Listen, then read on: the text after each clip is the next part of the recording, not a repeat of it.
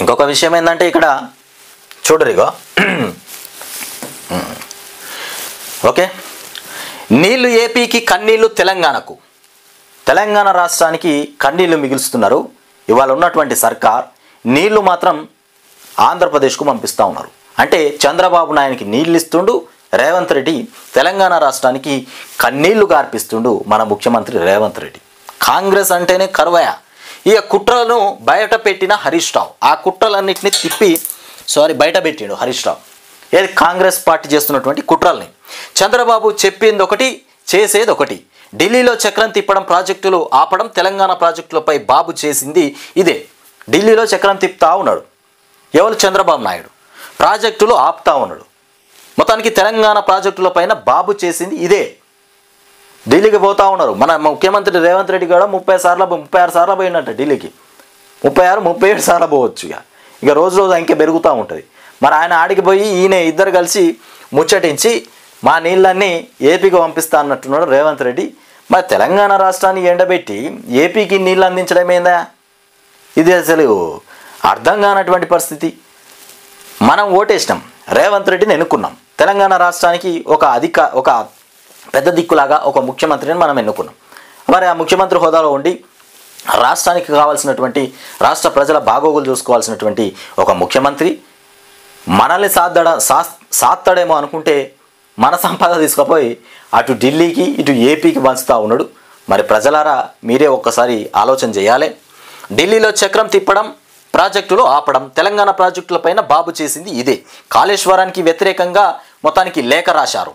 అది మొత్తానికి ఆధారాలు బయట పెట్టిన మాజీ మంత్రి హరీష్ రావు. ఇకపోతే కృష్ణా గోదావరి ప్రాజెక్టులపై విషయంలో ఇక ఏపీ సీఎం చంద్రబాబు నాయుడు పైన మాజీ మంత్రి హరీష్ రావు ఇక మండిపడ్డారు. ఇక చెప్పేవి శ్రీరంగ నీతులు, చేసేవి మాత్రం ఇక వింత చేష్టలు అంటూ ఆగ్రహం వ్యక్తం చేశారు.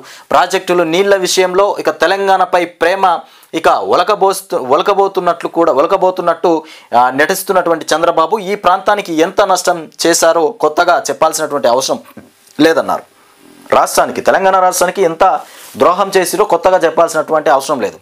ఈ అడ్డమైన ప్రేమలు, దిక్కుమాలిన ప్రేమలు పనికిరావు.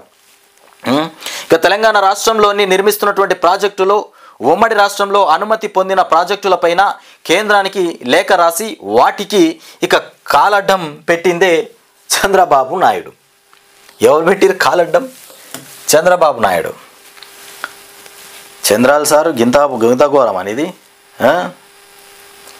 ఏపీకి నీళ్లు పంపిస్తున్నావు, తెలంగాణకు కన్నీళ్లు తెప్పిస్తున్నావు. ఇదేందా పాలన? చంద్రబాబు అంటూ విమర్శించారు. రెండు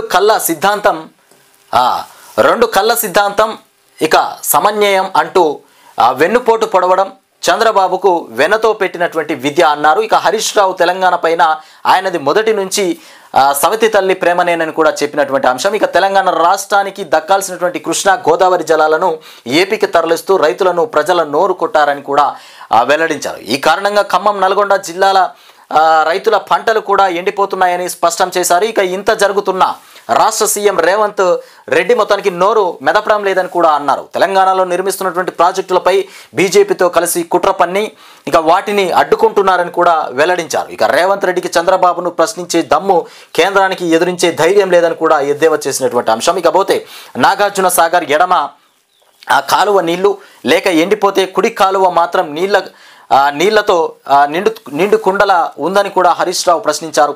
దీనికి కారణం ఏంటో చంద్రబాబు సమాధానం చెప్పాలని కూడా డిమాండ్ చేశారు. ఇదేనా రెండు కళ్ళ సిద్ధాంతం? ఇదేనా సమన్యాయమని కూడా ప్రశ్నించారు. ఇక ఏపీకి 512 టీఎంసీలు కేటాయిస్తే 657 టీఎంసీ నీళ్లు ఎలా వాడతారని కూడా నిలదీశారు. ఇక తెలంగాణ రాష్ట్రానికి 347 టీఎంసీలు రావాల్సి ఉంది. కానీ 220 టీఎంసీలు మాత్రమే నీళ్లు ఇవ్వడం ఇక వెనకాల ఉన్నటువంటి అంతర్యం ఏంటో ఇక వివరణ ఇవ్వాలని కూడా డిమాండ్ చేశారు. ఢిల్లీలో బాబు ఇక పలుకుబడితో తెలంగాణ ప్రజల నోరు కొడుతున్నారని కూడా ఆరోపించారు. తెలంగాణ రాష్ట్రానికి కూడా జరుగుతున్న అన్యాయంపై జనం కళ్ళు తెరవాల్సినటువంటి అవసరం ఉందని ఇక సందర్భమని కూడా స్పష్టం చేశారు. ఇక ముఖ్యంగా నల్గొండ, ఖమ్మం జిల్లా రైతులు తెలంగాణ రాష్ట్ర ప్రజలకు దాహం తీరాలంటే ఇక నీటి వాటా దక్కాల్సినటువంటి అవసరం ఉందని కూడా గుర్తు చేశారు. ఇక ప్రభుత్వానికి పోరాడే దమ్ము లేకుంటే మేము పోరాటం చేస్తామని కూడా కాంగ్రెస్కు సవాల్ విసిరినటువంటి మాజీ మంత్రి హరీష్ రావు. ఇంత మాట చెప్పినాక కూడా రేవంత్ రెడ్డికి ఉలుకు పలుకు లేకుండా మొద్దు నిద్ర వ్యవహరిస్తే రాష్ట్ర ప్రభుత్వం ఇక దానికంటే సిగ్గుచేటు ఇంకొకటి లేదు.